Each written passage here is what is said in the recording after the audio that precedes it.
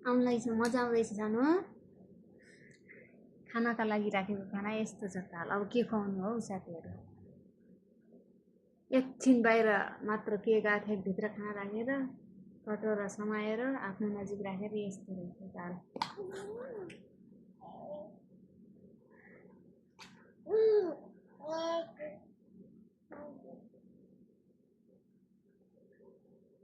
भर्खर नुहाएर मात्रै भित्र राख्यो यहाँ त यस्तो छ कपाल पनि कोरेको छैन नुहाएर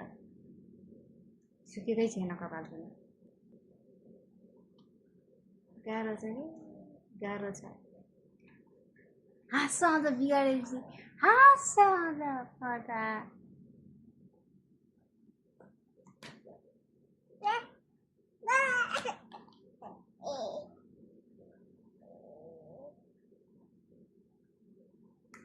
तेल लाग्दै हो सानो